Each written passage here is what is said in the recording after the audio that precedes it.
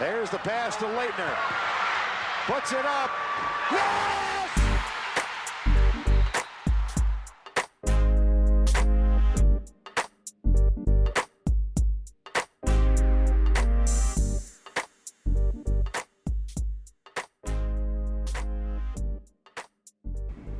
Ladies and gentlemen, welcome back to Camera Chronicles. I am your host, Max Rego, coming to you Wednesday, April 6th, live from the Hollows Common Room. We found this common room today to record, different location. Joined today by our couple of our Blue Zone editors, Micah, Hurewitz, and Sasha, Richie. Guys, thanks for joining. Always a pleasure. Yep, good to be back. Yeah, thanks for joining. Well, what else is there to say? The season is over. Duke lost in the Final Four on Saturday night in one of the greatest college basketball games you'll ever watch. Greatest game that I've ever watched. Greatest game that I've ever been to. Being on press row there was incredible. But one of the most heartbreaking losses I think you can draw up in an NCAA tournament and really in any sporting event, considering all the downstream effects. I mean, losing to your biggest rival, your coach's career comes to an end just like that. You miss out on a chance to go to a national championship game. It was a crazy game. I thought the whole time Duke was going to win, but ultimately Carolina just made the plays at the end to get it done. The Caleb Love three, they made their free throws. Duke didn't. Mark Williams missed two. Trevor Keels missed one big one. It was just a back and forth game, a crazy game, a game that both coaches had to adjust like crazy. Mark Williams and Theo John getting into foul trouble, forced Paolo to play the five. Armando Bacot's injury looked to be really serious at first, and really at that point you're thinking if Bacot doesn't play the rest of the game, Duke likely goes on to win.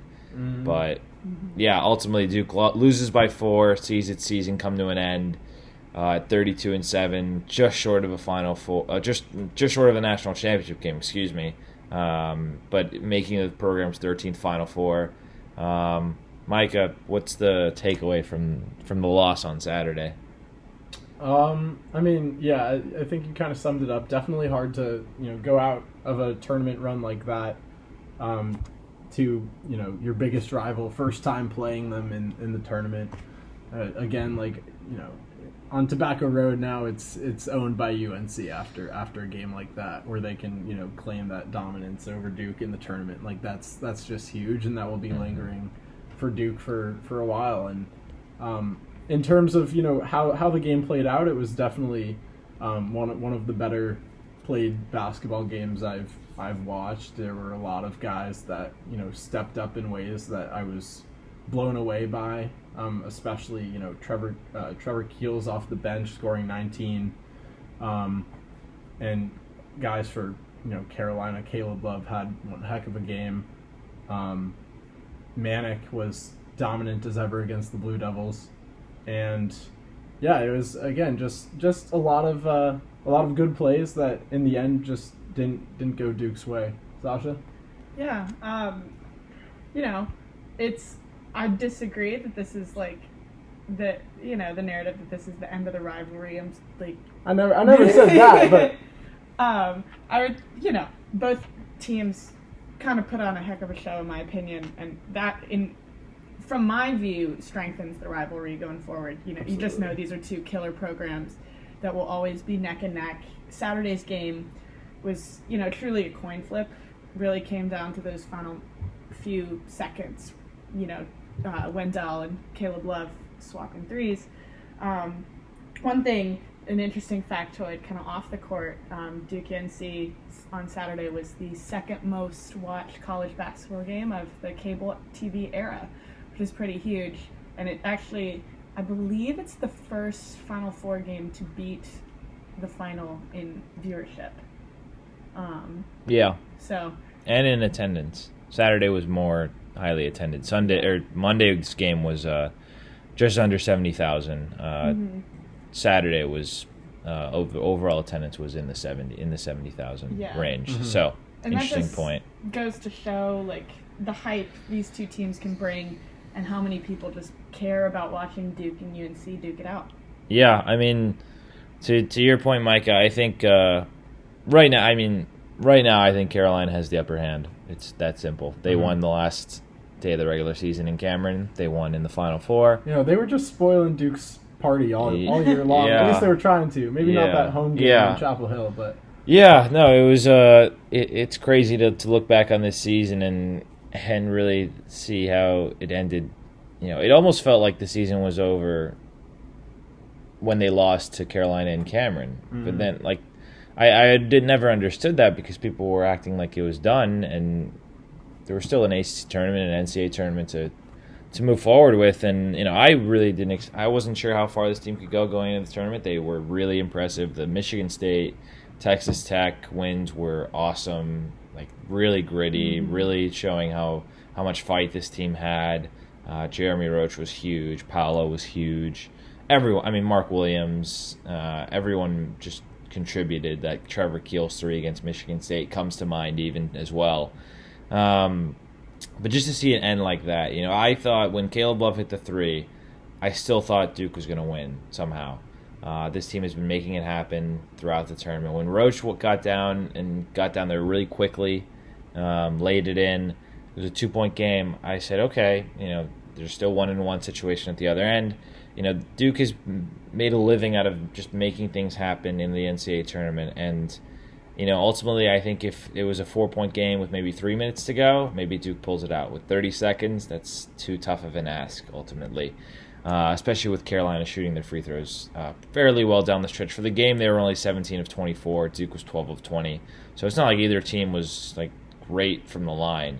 But Carolina made 3 of 4 down the stretch. Duke made 1 of 4. That's a big difference there. And those 2 free throws a couple free throws that were missed there. If say Williams splits his pair and Keels he hits that second and one. gets one from the line, then it's a 2-point game, and Duke has the last possession probably, so you don't know what could happen. Yeah. So it just shows like how exacting it is to win a championship. You need to, get key offensive rebounds, which Duke did at times, but I thought Carolina did a better job of that in the first half, really keeping the game close. You need to make your free throws in key spots. You need to take advantage of when you have a little run and expand on it. Duke had a 7-point lead early in the second half. Back-to-back dunks by Banchero and Williams. You get a stop there on that next possession. There was a loose ball. Get kicked back out to Love for a 3. Instead of being a 9-point game, you get a stop and score the other end. It's a 4-point game. The margins are that thin. And at that point in the tournament, the teams are so good. The team that you're playing is rolling. Carolina was on an all-time heater that really lasted for 5.5 games. They just ran out of gas against Kansas at halftime. I thought, at halftime I was like, wow, Carolina actually is going to win the national championship, and they just completely ran out of gas. So props to Kansas, because that's a really deserving team, in my opinion. They after what happened to them in 2020, they were very clearly the best team. And David McCormick, Abaji, Jalen Wilson, Remy Martin, those guys played awesome in the second half. McCormick especially, I thought he kind of got robbed of MOP of the Final Four. Agreed. A lot of people were agreeing as well. Seth Davis weighed in on Twitter. There were some other analysts who really thought that he should have won. And Matt Norlander, I think, from CBS as well, was, I think, in that camp, if I remember correctly. But, the Kansas part of it, they had a great season, but obviously we're obviously focusing on Duke. And, looking at that loss to Carolina, it definitely surpasses. I thought losing to Carolina at the end of the regular season was as tough as it gets. That surpasses it. Not even close. Yeah. Because in the Final Four. I think that has to be like the most. I haven't been a close-up fan growing up of Duke, but I think I know my history pretty well. That's the most heartbreaking loss in Duke history. Well, it's historic. It's the first time they ever met in the tournament, and that's a big upper hand to hold. Yeah, the only ones I can think of are '99 UConn. 04 UConn blew a lead there late in the Final Four.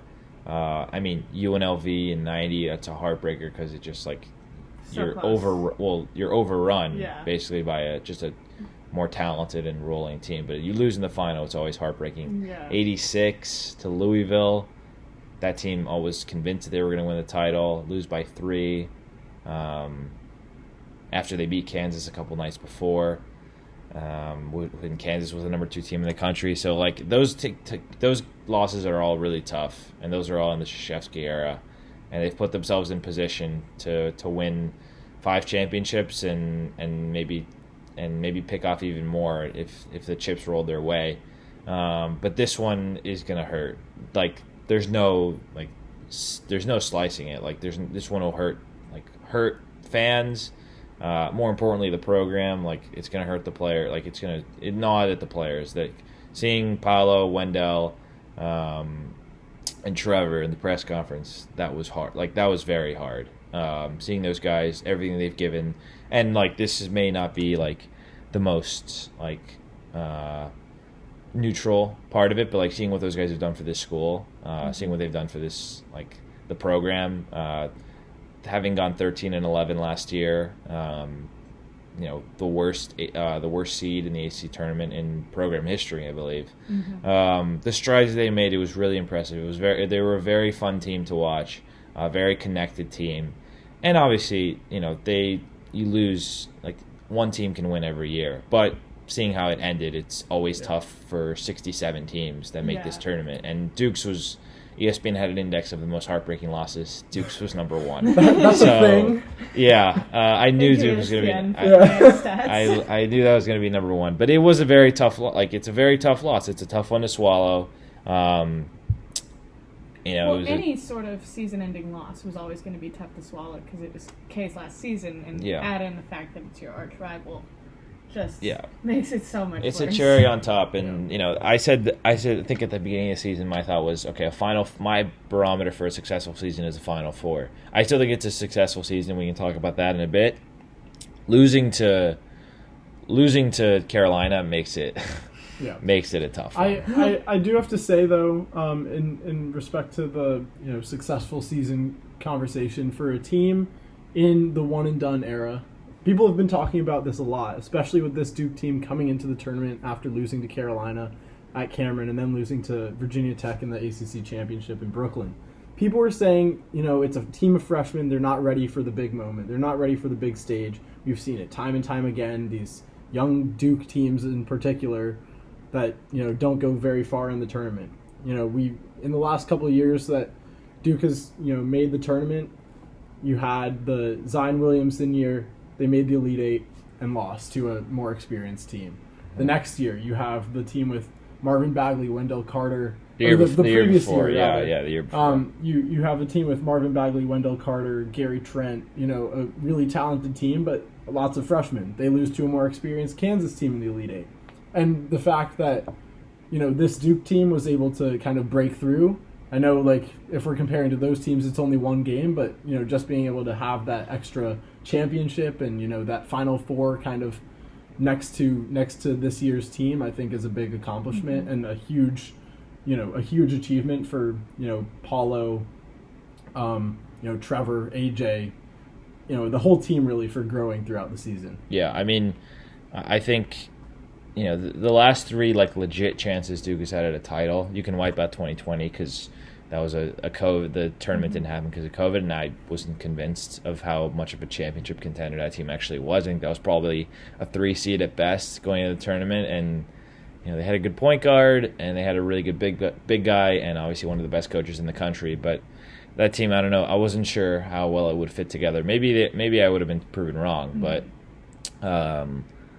that it peaked at the last night of the season against Carolina with Justin Robinson, and I don't know if it was going to get any better than that, really.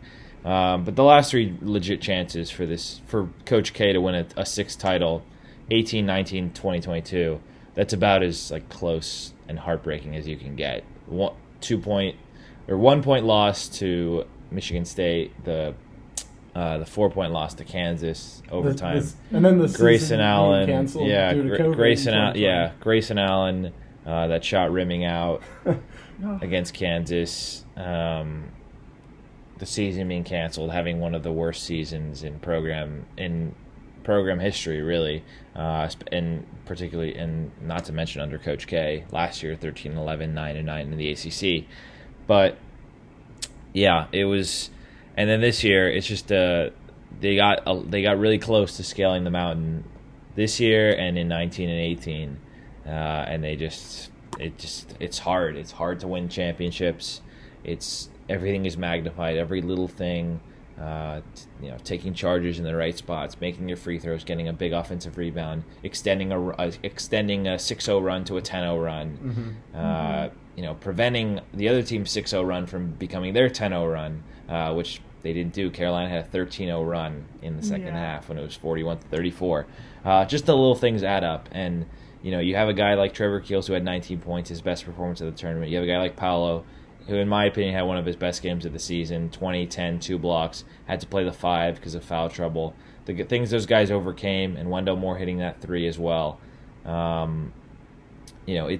They got so close, and I don't think the season is by no means a failure. It's gonna sting for a while. I know it'll sting for those guys in the locker room. They'll get over it eventually. Because they kind of have to, because a lot of those guys have big decisions to make with regard to their NBA futures, and good, by all means, I think a lot of those, basically all those guys are in very good position to turn pro. Well, Paolo for sure. He should be the number 1 pick. But if you're an NBA GM listening to this, do the right thing. So it's a difficult end to otherwise a crazy season. Coach K's last ride, his farewell tour. Obviously, it overshadowed a lot of the individual players, which fair, unfair, it's how it was going to be. Obviously, we knew that going into it's reality. But the strides that guys made. I mean, AJ Griffin's battle from the knee injuries in high school, not playing his senior year because of COVID and ankle stuff. A little injury scare at the beginning of the season. Injury scare at the beginning of the season. His battle from not being a major contributor until later into the ACC. Virginia Tech was his first AC, or I guess it was Duke's first ACC game. That was his breakout. He had another breakout early in non-conference against Lafayette, I believe. But his battle to becoming a key piece, becoming a starter. The 27 points against Carolina was arguably the best individual performance from anyone on the team all season. I would say put that up there with Wendell's triple-double, Paolo in some of the tournament games, and against Gonzaga.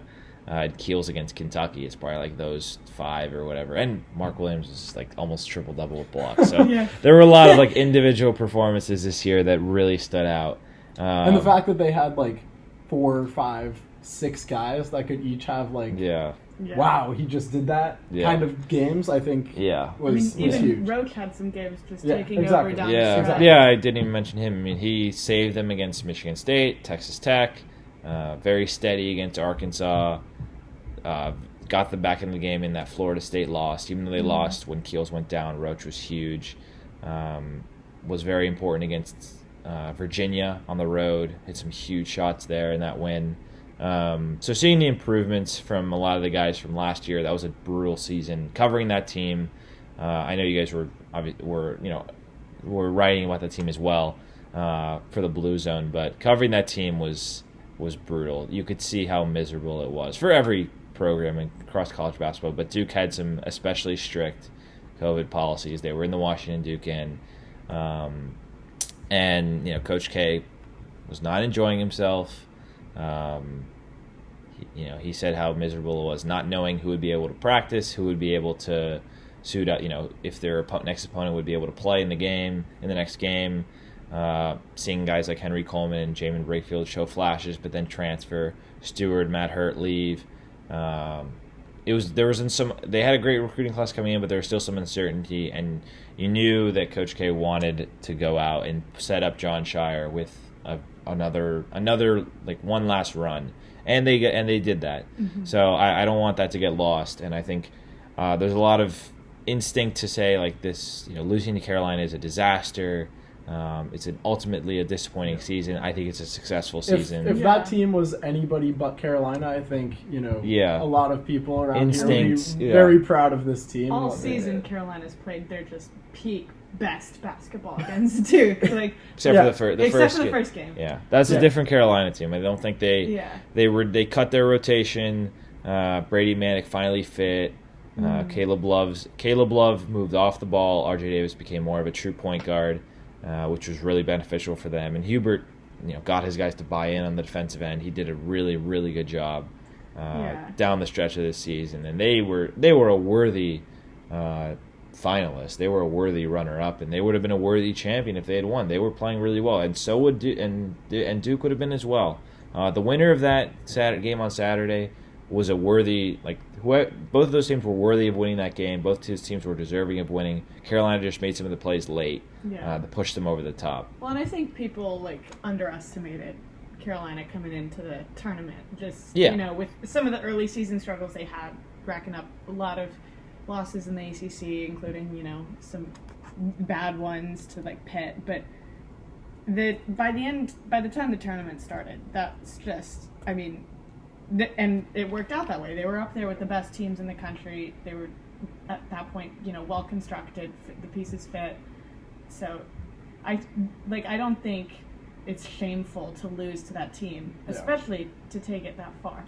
And testament to Virginia Tech for knocking both Duke and UNC out of the ACC tournament, kind of showing them what's up going into the big dance in March. But I think. The idea that UNC was an 8 seed and Duke was a 2, that kind of, put a lot of people off that Duke could lose that game. But it's always, it's all Duke UNC games, no matter when or where. Yeah. They're going to be tight. They're going to be close. They're going to be hard-fought games. And anything can happen. We saw that on Saturday. Yeah, that's no 8 seed from Carolina. No. By the end of the season, that team was playing one of the 2 best teams in the country. They were in the national championship game. So, and overall, just to put it in perspective, it's 13 Final Fours. 13 teams in 42 years have made the Final Four. That's the most for a coach ever. But not every team has made the Final Four, and not half of his teams have made the Final Four. I'm doing the quick maths on that one. 13 divided by 42. And there's a reason that 31%. So 31% of his teams have made the Final Four, which is really impressive. But that's still not every team makes the Final Four, and you don't make the Final Four every 2 years. At least not in the unless you're Jay Wright. It's gotten hard. Well, it's gotten harder in the last 20 years. I know they made 5 in a row from 88 to 92. And 7 in 9 years from 86 to 94. But it's harder now in college basketball. More roster turnover, more teams involved in the recruiting process, transfer portal. It's all just hard. gotten more national. National recruiting. National recruiting. Even international. Even international recruiting, and...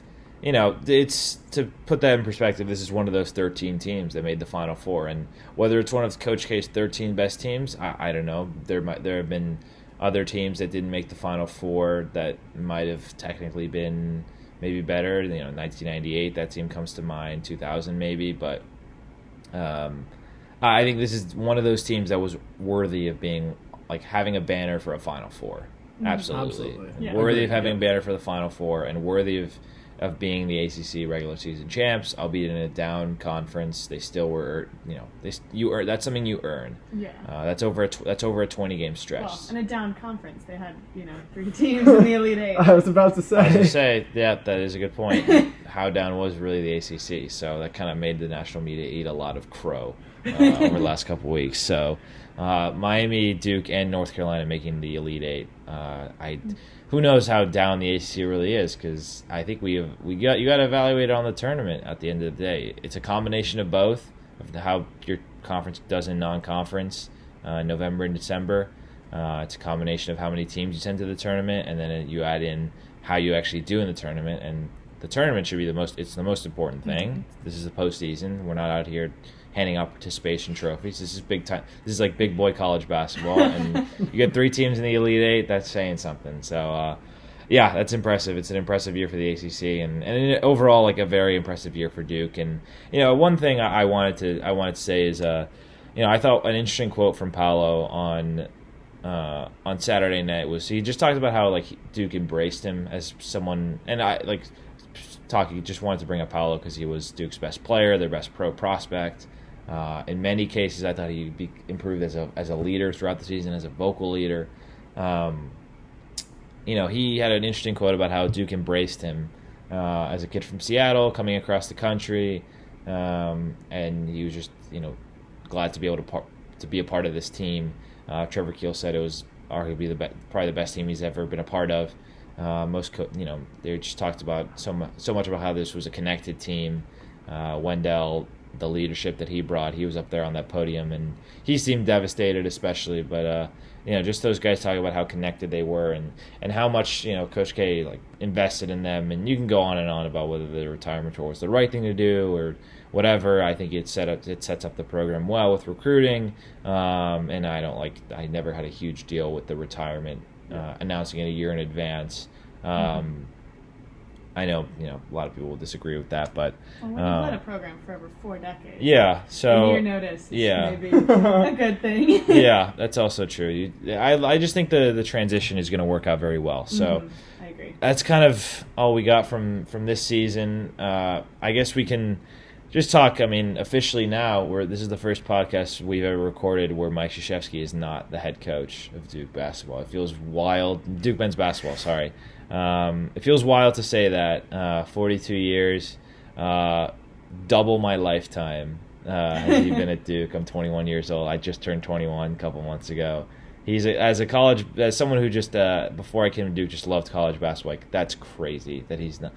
You say Duke and just the school, and you think you don't think of anything else but at first but Coach K. I mean, I was not tuned into college basketball before this, coming from Texas and Michigan. I was super into football but not college basketball, but Coach K was still just sort of you always knew that was sort of the standard. Yeah, so Jon Scheyer is the head coach of Duke men's basketball. It feels crazy to say that as someone who remembers that 2010 team and has I obviously don't know Scheyer that well, but having seen it, he's coached 3 times, 2.5 times. Well, Wake Forest, he came in at halftime. Oh, yeah. 2.5 times. You want to say he's coached 2.5 games. Crazily, I've covered both of the full games that he's coached, which is weird. And it feels crazy, but he is now the head coach. The recruiting is still there. Duke will always be Duke, as long as he does well his first couple years, which I anticipate he will with the roster he has. I mean, looking at it, the guys coming in, Dariq Whitehead, Kyle Filipowski, Derek Lively, Jaden Shutt, Mark Mitchell, Christian Reeves, which they expect to be a redshirt year next year for him. 7-1 kind of project center. They'll get to work with him on his body, his frame, and his footwork, most likely. But that's a really good roster, and you expect I expect Jeremy Roach to come back. Jalen Blakes will take steps. I think they did. I saw it. It's looking at his jumper throughout the season in warm-ups. It looks faster. It looks quicker. He has a cleaner release. They're set up well to be a top 10 team next year. There will be some growing pains. There always are for a first-year coach. I think he's different from Coach K. Coach K, there was an article by Steve Wiseman, News Observer. Coach K has all of his notes handwritten. As someone who handwrites a lot of his stuff, that is completely fair. And look, he's 75, so he's very stuck in. You can be very entrenched in your ways. Jon Scheyer said he has his spreadsheets, so he's more data driven. He's known to be in the age of analytics. Yeah, the future is now. And Scheyer is known to be more in tune to analytics. Coach K had a quote where he said he's not really big into analytics, which I totally understand. I think there's a debate to be had there, but and I think he's in the program's in a good spot for Scheyer to come in post a Final Four run, building off what Coach K ended on. Coach K wanted to end his career with another team that made that tournament run for him in the program, and Scheyer's in a good spot. So anything to add from you guys on the beginning of the Jon Scheyer era? I think the biggest thing for just the long-term future of the program is retaining a brand that attracts top talent and that retains an identity. And I think that Scheyer, as someone who won a national championship at Duke as a fourth-year senior, and then was on the coaching staff when they won it in 2015, he's been there for that means 3 Final Fours. He's seen a lot of what this program can do. He's recruited a lot of incredible talent, and that obviously hasn't stopped with his job as an assistant. He has the top class for 2022. He has the top class for 2023 with more recruit commitments coming over the next week. We're anticipating coming to Duke. I think he's in a really good spot, and it's it's going to come down to the little things over the first couple of years, but overall I think he's set up well. Yeah. Anything from you, Sasha? I know we're getting close to the end, but anything you got to add on? Y'all pretty much covered it. I think Scheyer especially is gonna, he's surrounding himself with some good people. Mike Scraggy, coming in from Elon. Yep, that's true. New news. Yeah. From out of there. And also Nolan Smith. Leaving for Louisville. Sorry, go ahead. Oh yeah, I mean that's a loss, but for sure, Nolan Smith's done a lot for Duke in his time as both a player and a coach. But I think Scheyer knows what he's doing, and he's going to surround himself with the right people in these last few roles he needs to fill, and set himself up for success. Yeah, the one thing I wanted to talk a little bit about is Nolan Smith. I mean, seeing him leave that when I saw that on Twitter, that was a tough pill to swallow. I loved Nolan Smith as a player, and I think he's a really good guy, great recruiter. He's done a lot for the community here in Durham.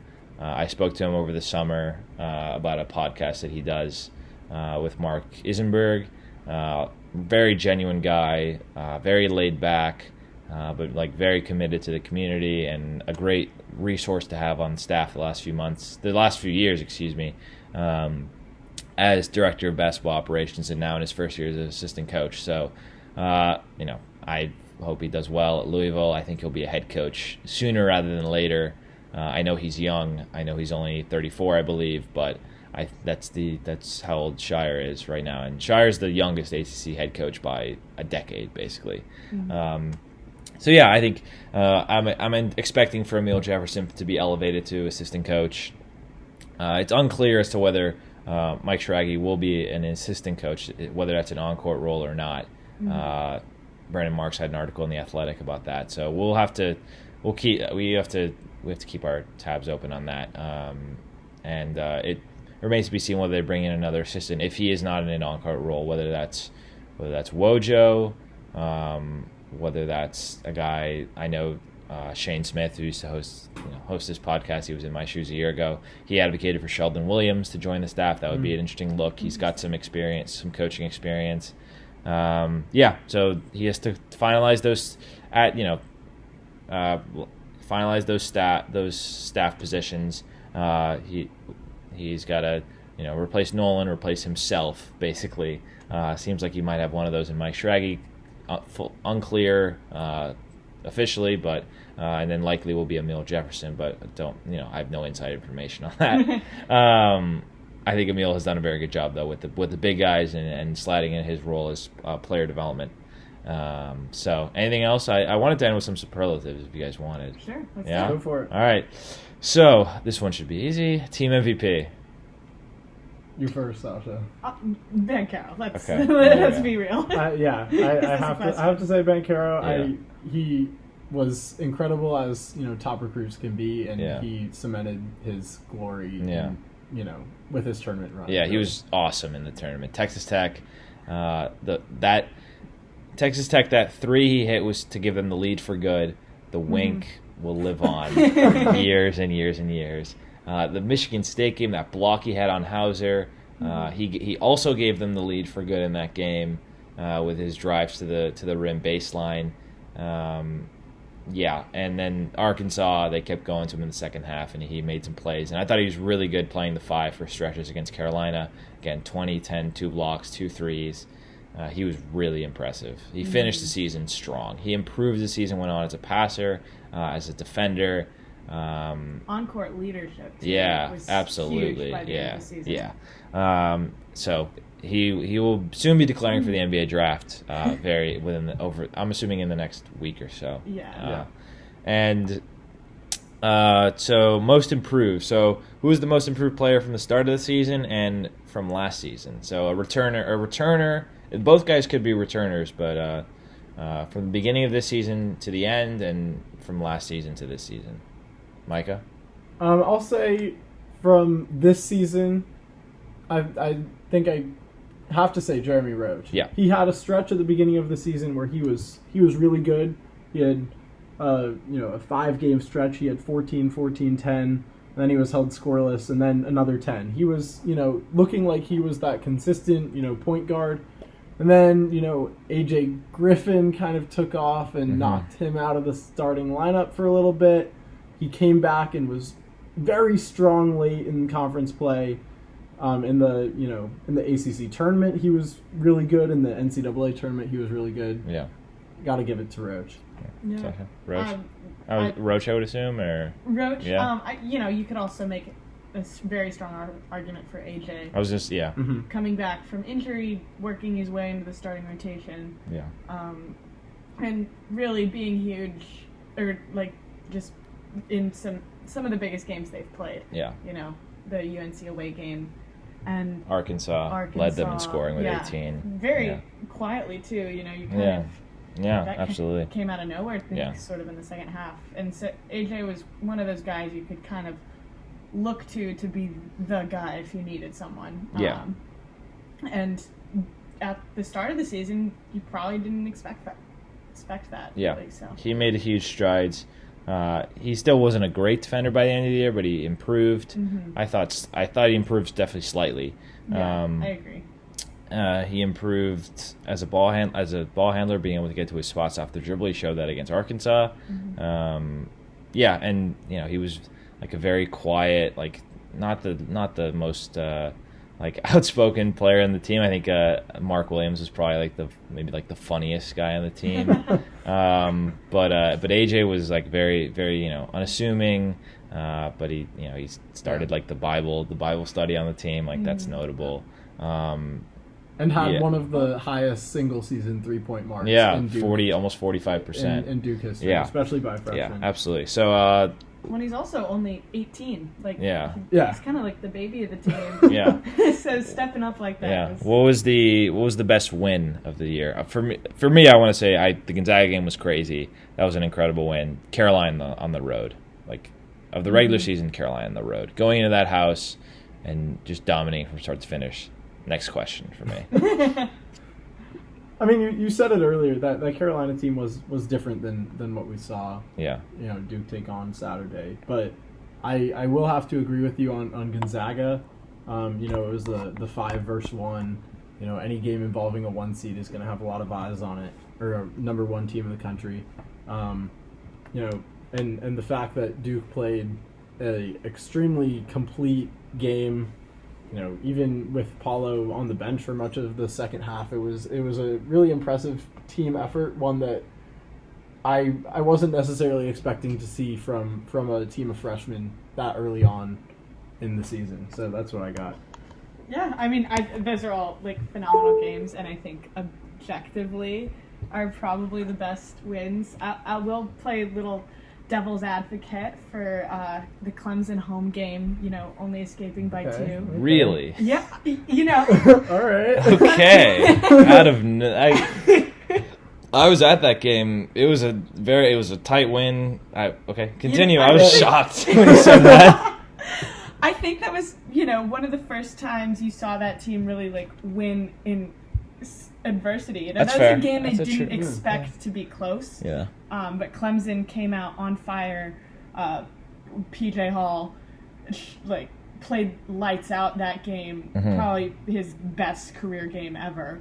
Yeah. And so for them to kind of figure out how to get it done and pull out the win by 2. I think that's when you could really see hey, this team does have some like fight in it, especially after losing close games to Miami, Ohio State. So I think that was kind of a turnaround point for them where they were starting to figure out how to get it done down the stretch. Yeah, a couple games that also come to mind. The Army game, the home opener, Coach K's last home opener, Wendell Moore having the 5th triple-double in program history. That was really cool. His playing West Point in the first home game of the year.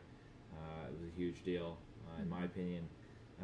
The Virginia road game, seeing the grit that team had, Roach and Griffin made some huge plays. Mike, I know you were there. Yeah. That was an awesome game. The NC State home game, weirdly, Mark had a crazy game, 11 rebounds, I want to say, and 8 blocks. Yep. That was awesome. Imagine a triple-double with blocks. That's like mind blown. That's rare. It's very rare. There's only a few like that in NBA history, much less, I don't even know. Hey, Sheldon Williams did it. Yeah, Sheldon Williams did it. That's true. Those few games really stand out. What about the tournament game?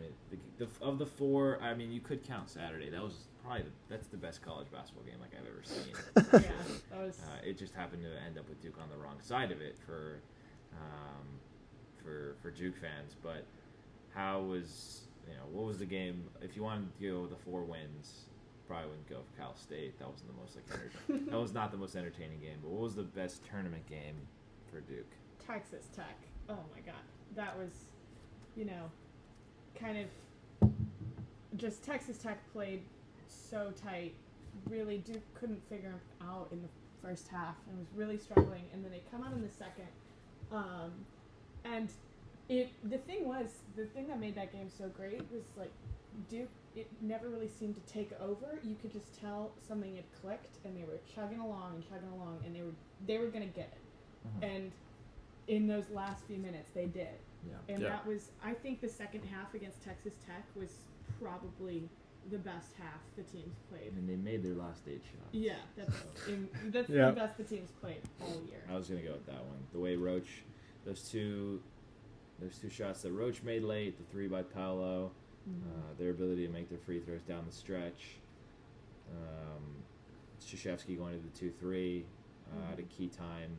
I know then going back to man, listening to his players, that was an amazing win. So Micah? I gotta agree with you. For a team to go against the top defense in the country and do what they did, I mean, they were, aside from the first 5 or so minutes, they were beyond consistent and just were scoring it looked like at will at times. 10-2 early against the best defense in the country, and getting Roach consistently attacking the middle. Williams with some key dunks. Yeah, that was a crazy win. So that's it, right? That's everything you guys got. Anything else? Yeah, I mean, just what a hell of a season. Yeah, what a crazy season. Yep. Well, this is our 20th episode of the year. It started with a summer art roundup with me, Evan, and Jake, talking recruiting, the roster, the summer workout videos. Ended here. It was a crazy ride. Coach K's last season was something, and seeing all the turns that this season took. To steal a Coach K phrase, the energy cycles of it. To steal a Krzyzewskiism. Look at the verb. Oh boy. Yeah, and it was a crazy season. 32-7, the ACC regular season champs. The Gonzaga win, the Kentucky win. Some of the ACC struggles early with Miami, Florida State, Virginia, but then rebounding to win the regular season, the loss to Carolina, getting through to the final of the ACC tournament, and then seeing getting Coutured. Yeah, seeing them make the flip defensively, and chemistry-wise going into the tournament and ripping off 4 wins in a row against a really tough draw, in my opinion. Overall, what a wild ride, and guys, thanks for coming on this podcast a few times. It was a blast. Yeah. It was one of the most fun things I think this year that I did. So thanks, guys. Yeah. It's a pleasure. Yeah. All right. Awesome. Thanks.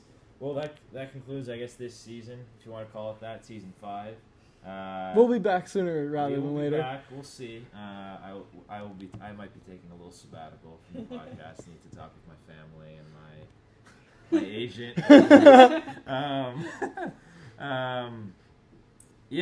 So we've taken a little break. I don't know, from this recruiting. We'll still be up to tabs on recruiting, obviously.